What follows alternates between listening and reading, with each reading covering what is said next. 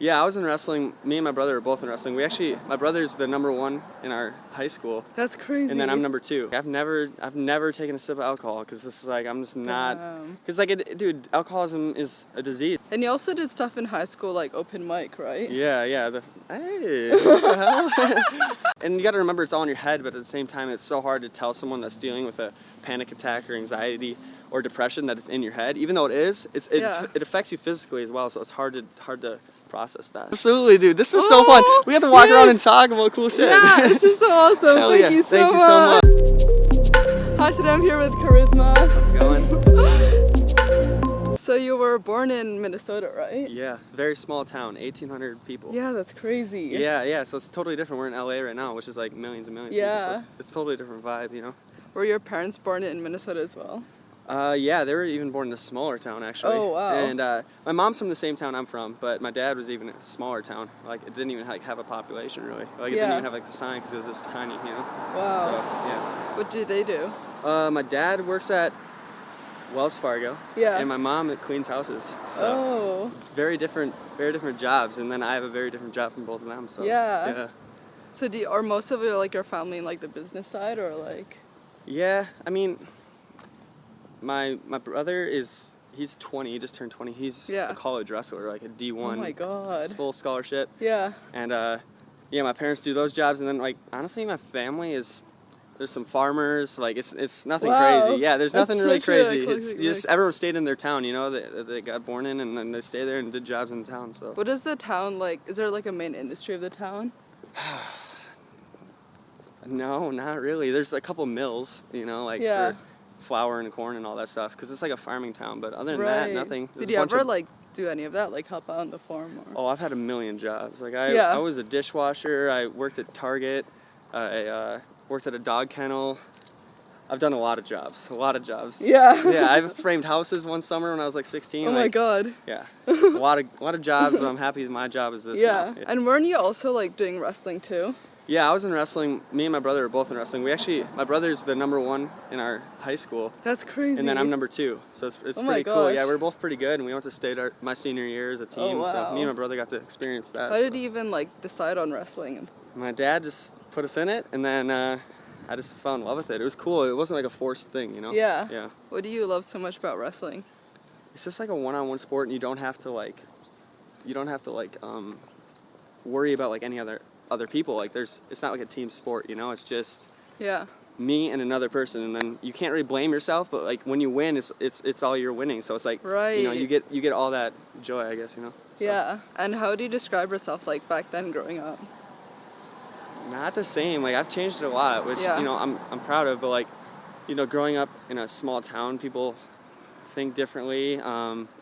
There was probably 5 kids that weren't white at my school. Like it was just all white kids. So there's a tiny small town in Minnesota, and I was like more of a jock and stuff. I didn't drink or smoke or party or anything. So I kind of just stayed at home and started writing music, and that's kind of what got me to where I am. Yeah. You know?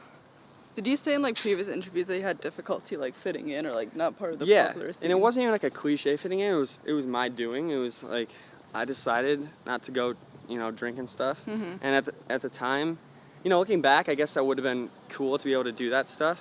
You know, it's not like I was like a nerd or what, you know, and people were like mean to me. It was just like I'm not going to the party. I just don't drink, and that was my choice. Yeah. So I kind of outcasted myself a little bit. But was that something that your parents wanted you to like no, stay at home or not really? I just alcoholism like runs in my family like hella hard, and I was just like I just didn't want to be like some of the members of my, you know, family, and you know, a lot of them are better now, but like growing up and you seeing that, it's like, dude, alcohol like screwed up a lot of shit. So it's like I'm not gonna go through that, you know. So yeah.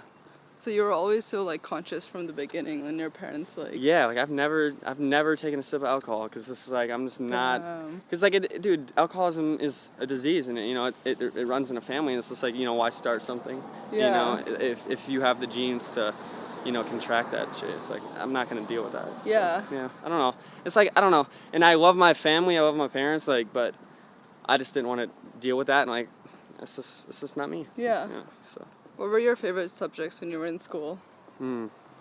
Social studies. Yeah? I love like learning about like the community and like things like that. I'm still in college technically. I just haven't gone in like a year and a half. Oh my god. But I'm doing like family consumer science. I love working with like kids and like the neighborhoods and stuff like that. You know, it's not a very good pay scale, but I think it's rewarding. If your job's rewarding, just like being an artist, like I don't make tons of money, you know, yet at least, and I just love doing it because it's what I love doing. So like, why not do it? Where do you think you got your interest from for like social studies? I don't know. I guess like, and it's weird. I grew up in like a weird household where it's like, it was strict, but my family was a little different than everyone else. Like, you know, my dad encouraged like, you know, being in sports, and like obviously he didn't want me to drink, and like so we grew up in it, compared to my town, like everyone drank, people were farmers and stuff like that. So it's like I'm not gonna do that. So I grew up in a different household. I wanted to see like what everyone else grew up outside of, you know, where we lived. Like in LA, like this is crazy. Like no one lives a life like they do in those small towns. So it's like cool to see how people are different where they grew up, you know. Were you always like creative when you were growing up? Yeah, I loved drawing at first. And then I was never really good. My friend Sam was always better at me, so I was like, fuck. And then, yeah, I mean, ever since like 5th grade, I started writing songs, you know. Obviously, they're bad. Just like anything, you start out with something, they're terrible, but, you know, and then I just keep progressing and trying to make songs. That's, like, I just love writing songs. Even if they don't come out, I still try to write a song, like, every day, you know. How did you even get into, like, writing songs in the first place? Eminem is my favorite artist. Yeah. And I just always, like, I watched 8 Mile when I was a kid. And, like, I always wanted to be, like, a battle rapper at first. And I was like, I just wanted to write raps and, like, diss people. So, like, in like, 5th or 6th grade, me and my friends started writing, like, disses back and forth and handing in between passing at class. That's so that's, cute. like, how it started. And ever since then, yeah, every day I've just been writing songs. Is that even common, like, where you're from with, like, rapping? Or how did you even think to, like... No. It was not at all. That's why, like, I think I am where I am just because I think getting told you can't do something is the best fuel for anything, you know? It's just how you react to it. If you are told you can't do something and you're like, why are you doing this? You shouldn't be doing this. I think if you take that in a negative way, then it's going to hurt you, obviously. But if you take it in a positive way and be like, yo, I want to prove everyone wrong, which I did, you know, I think it works to your benefit. And I was told that a lot. So, yeah. Do you have any musicians in your family or anyone to guide you initially? No. None. No musicians. That's why crazy. My parents are still like, they're like, how are you like making money doing this? I'm like, I don't know. People just listen to our songs, I guess. But it just doesn't register because like it's just not a thing where we grew up. So yeah. And how do you describe your early songs? A lot more rap. Yeah. I still like rapping and stuff, and I actually have some songs on this next album I'm working on that are more like rap influenced. But yeah, I liked being a rapper. Like I was kind of impersonating Eminem, just like I think a lot of rappers do when they start. They're like, they find their idol and then they kind of try to make songs like it. But I don't know. It was a lot more rap and now it's more pop because I listen to pop music. I don't really listen to rap music. And you also did stuff in high school like open mic, right? Yeah. Hey, what the hell? My first like show I ever did was I think in 10th grade, so sophomore year of high school. I saw like this flyer when I was in Minneapolis or something, which is like 40 minutes away from my house, so I lived a ways away. And it said like an open mic at this college of music, and I tried it, and I got off stage, and one of the judges was like, he's like, hey, you have a lot of charisma, and that's where I got my name. So I was like, hey, I'll take that. Yeah, so it was super cool the way it happened. But so you were you going under your personal name, or like did you have a different moniker? I think at the time I was going under Protege. That was like my first like rap name. I don't know why. I think I just Googled like cool rap names, and then that probably came up. I don't know. But other than that, like it was like charisma from a long time. So what age was it when you did that open mic? I was 16. It was because I just got my license. So I was 10th grade, just got my license, and I drove up there, and I mean, obviously, it was just me and like, I think it was my girlfriend at the time, and then a couple of our friends drove with us, and yeah, I mean, I was nervous as hell, but it worked, and ever since then I was like, dude, that rush is like, it just made me want to keep playing shows forever, and now that's like my favorite part of music is being able to play on shows on tour, so. Yeah. Was that your first performance ever? Ever, yeah. Damn. Yeah. Yeah, and then the next show I played was New Year's Eve in Minneapolis, a snowstorm. So like no one's out. It's New Year's Eve. God. Who's gonna spend their New Year's Eve watching a hip hop show? No stage. It was, and no one. I think we sold like 6 tickets, and that was just like my girlfriend bought a ticket, and then like a couple homies bought tickets, and that was it. Yeah. So that was my second experience. I'm like, dude, this music thing might not work out, but you just keep trying. Yeah. Yeah. How do you say you got your traction like early on?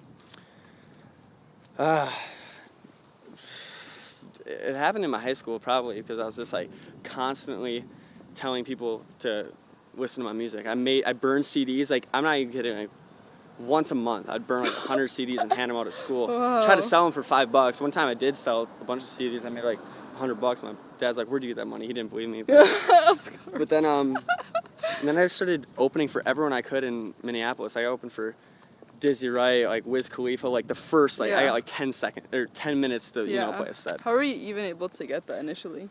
I just sold tickets, and like that's. Oh, so you were a promoter or? No, so like basically they'd give you tickets. It'd be like, yo, you have to buy 200 tickets or $200 worth of tickets. 20 tickets were $10 a piece. So I'd give them $200 and then I'd sell the tickets. Yeah. I wouldn't make any money. I would just sell the tickets so I wouldn't lose my ass, and then I got to open for the show. Oh, so it's like an exchange thing. Yeah, I was just like, hey, you can open if you sell these 20 tickets for us. Yeah. So I just did that, and I hustled, and then I got to open up for Modson and Blackbear. Yeah. Like 3 years ago now. So that was what really propelled my career for sure. How do you even get like the insight to even at the beginning like do the exchange thing? Like it's kind of a good strategy. Yeah, dude, I don't know. I went to a lot of like shows that were like $5 or even free shows, and like I was just like, yo man, like how do I open up here? They're like, oh well, you can do this. So this is a lot of like asking questions. I've never really had a manager. Yeah. I've never had an agent or a label, so it's just like you just gotta make it work. I don't know. It's just like anything though. Like if you want something to work, you're gonna make it happen. Like like you look at what you're doing. Like, that's fucking tight, and like you just made it happen. So like with anything, I just did that with music. So my friend helped me get onto this tour with Modson. There's a connection. He knew him, and I got the 1 of 5 slots. So and it was funny. Nash was actually my DJ on that tour. What? Before he blew up. He went by like DJ G Nash at the time. Oh my god, yeah. And I remember because I interviewed him and I saw that come up in in my research. Yeah. And it was funny. He played it. We had a song together, and he played like a couple songs before me, and then I went on, and he DJ'd for me, and then he actually DJ'd for Blackbear. It was crazy, but it was the best tour. Like every single night I got off stage, and like 200 more Twitter followers every night. It was. Wow. We went from like 3,000 Twitter followers to 10,000 in like. That's crazy. A month and a half. So yeah. It was crazy. We drove 25,000 miles in. It was basically a car. It was just me, my friend, and my DJ Breyer. Yeah. And we drove 25,000 miles. Lost a lot of money, but it was worth it. It was a great investment, and it worked. So. And how are you able to find like your sound so early on? Yes, I don't know. Okay, I guess I kind of describe my sound as like. Not a sound. I don't know how to explain it, but it's like every song I make, I try to make different. This project I'm working on right now called Gloomy is like, I have a song that is a straight rock song. I have a song that is like a trap rock song. I have a song that is very like pop and singy. Then I have one with like Bella Thorne, and I have one with Skizzy Mars. And they're like all of them are different. I think that's like what kind of helps me stand out, because it's like you never know what song I'm about to put out next. Yeah. And I think that's the new wave of music. Like you hear Post Malone putting out a trap song, and then you hear him putting out a country song next week. And same with like even like people like Future that are like trap artists. They're doing their own thing, and like I think that's the new wave of music, because no one wants to hear the same shit over and over again. Yeah. So. And how were you able to figure out your branding? Was that something that you figured out before your whole tour, like with the yellow and everything? For this tour, I was just like, dude, I like the color yellow. I'm gonna just wear yellow all the time. I'm not now. So you didn't have it like before this? No, it was just for this tour. But my I don't know. Like I've always been painting my nails. I guess that's kind of my brand. So if anyone's painting their nails, did it first. No, I'm kidding. But yeah, no, and then I guess but right before I went on tour with Modson, I decided to bleach my hair. Yeah. And it was like yellow, piss, like orangey, nasty. And like, luckily I had my friend that come fix it. But like, I was just like, I'm just gonna bleach my hair and start making like grungy music. And ever since then, I've just been kind of wearing a lot of black and I've been bleaching my hair for like 4 years now, so it's crazy. Did you have some inspiration for like that phase, or even the color yellow and I branding? love Kurt Cobain and like Nirvana and stuff like that. And I also love like Weezer.